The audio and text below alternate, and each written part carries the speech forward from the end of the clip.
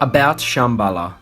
Also known as the Shangri-La, ever since this mystical kingdom was described in an 11th century Buddhist text called the Kalachakra Tantra, adventurers have wondered if it actually exists on this earth and have set off to find it. Mongolian Buddhists believe that the Shambhala exists on an ethereal plane parallel to our world, but that there are access points known to visionary meditators. One such visionary was the great Mongolian Lama Danzan Ravjaa, the 5th Lama of the Gobi, who felt a particular power spot in the Eastern Gobi Desert near his monastic seat was just a Shambhala portal.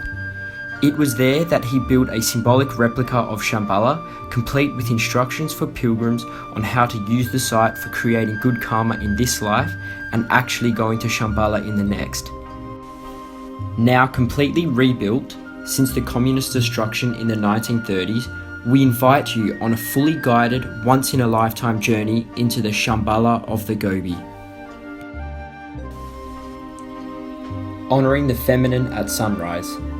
After travelling on a leg of the Trans-Siberian Railway to the Eastern Gobi capital of Sainshund, the next day our desert vehicles will take us to the first stop on our sacred pilgrimage, the unusual breast of Oz. Danzan Ravjaa had a great respect for women as the givers of life and afforded them completely equal spiritual and secular education at his institutions, something they could not find almost anywhere else. Here, only women can worship at these unmistakably shaped mounds offering rice and milk. Men can only do so at the time of their mother's passing. The path to Shambhala. Beginning just northeast of the monastery, for those willing and able, we will walk the traditional 3-kilometre path leading to the Shambhala site across a classic, colourful Gobi desert landscape. Several small stupas mark the way, and we stop at a halfway point to ring a specially cast large bell to activate sacred syllables dedicated to wisdom and compassion. At the end, Shambhala appears like a vision, with 108 gleaming white stupas representing the 108 snow mountains said to ring the Shambhala itself. Entering Shambhala. 3 imposing gates lead into the sacred Shambhala site, each with an interior decorated with images of the 25 Shambhala kings, the Kalachakra deity and the unique mantra, which we will learn and recite a little, depicted with all 13 syllables intertwined. We enter through the golden doorway of purification on the east side, imagining that we shed all negative attitudes and previous bad deeds. Purifying karma in the stomach of the hungry ghost. Before we arrive, we will each prepare a piece of paper on which we've secretly written any naughty things we've done in our lives that we'd like to get clear of, as well as positive aspirations for the future. Our next stop in the Shambhala pilgrimage sequence is a depression in a rock formation called the stomach of the hungry ghost. It's here that we burn this piece of paper, imagining all our bad karma going up in flames and the smoke itself attracting good beings to help us in the future. Meeting in Shambhala. Once in the sacred enclosure, we proceed to a stone arrangement symbolizing the Kalachakra Mandala, or sacred circle of the wheel of time, bringing past, present and future into one. There, standing on our particular zodiac point, we make aspirations to meet again in the actual Shambhala. Vodka offering to the wish-fulfilling mountain. On the horizon beyond Shambhala, there is a peak of a mountain called Hanbayanzur, which translates to Rich Heart King, sacred to the 3rd Lama of the Gobi 2 incarnations before Danzan Ravjaa. The Lama loved to meditate in this quiet place, and legend has it that one time during meditation, his consciousness was summoned away to the Lord of the Dead to settle a dispute concerning his recently deceased father. This took some time, and he was so deeply absorbed that when this monk disciple saw him, they thought he had died and cremated his body. When the Lama's consciousness returned, he saw he had no more body to inhabit. He decided to merge his mind into the mountain itself, with the aspiration that he could help fulfill the wishes of any person who prayed sincerely here. Now this Lama was famous during his life for being able to transform vodka into a wisdom-giving elixir. As a result, the custom developed to offer vodka at the Shambhala site in the direction of the mountain, making wishes for the benefit of oneself or others. Danzan Ravjaa promised this would be the same as visiting the mountain itself, so we'll do just that. Giving offerings to water the Shambhala horses. Here we make small symbolic offerings of 5 coloured rice to honour the horses of the great Shambhala warriors. Portal to Shambhala.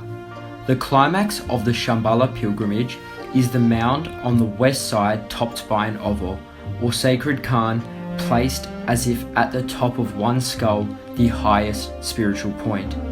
We will circumambulate the oval and make small offerings as it is tradition, and then take some time for meditation overlooking the vast desert. Also, here is a small stupa decorated with the lyrics to Danzan Ravjaa's famous poem Perfect Qualities.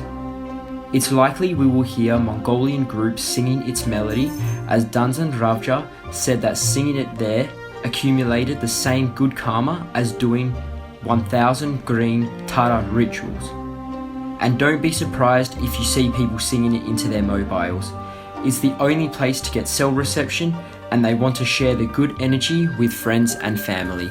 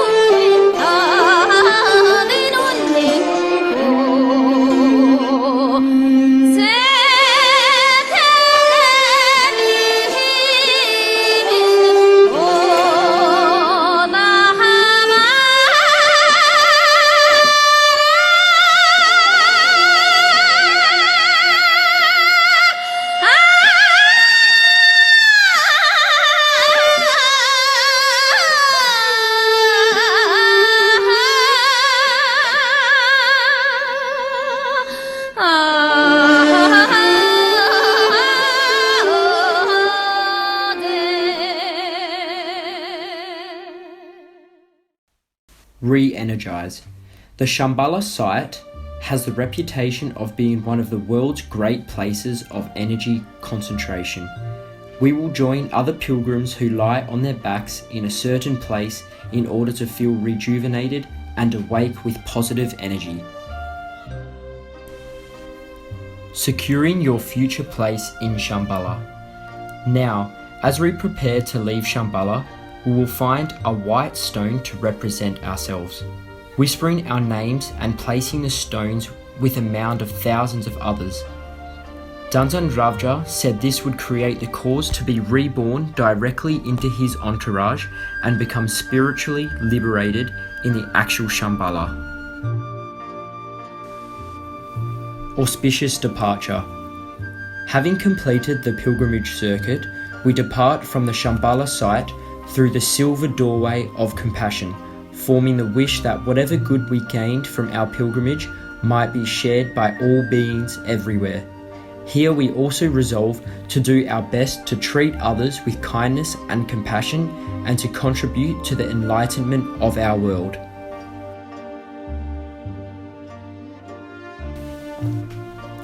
Monastery visit.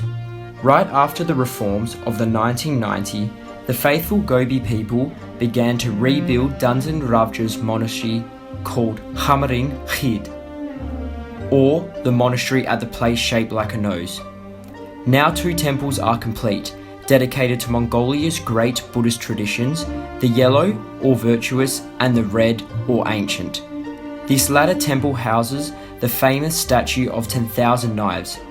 You'll hear how it came to be made and its mysterious disappearance and reappearance in the 20th century.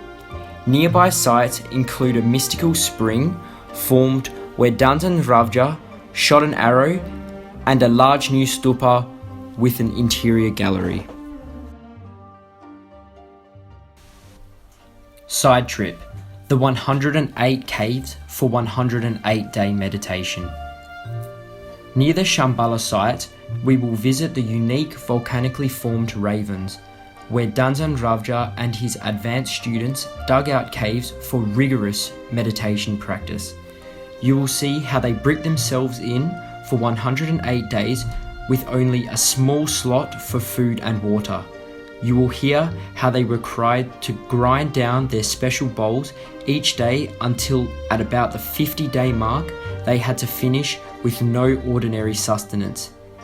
And then what powers they gained. We ourselves spent a little quiet time here in these caves.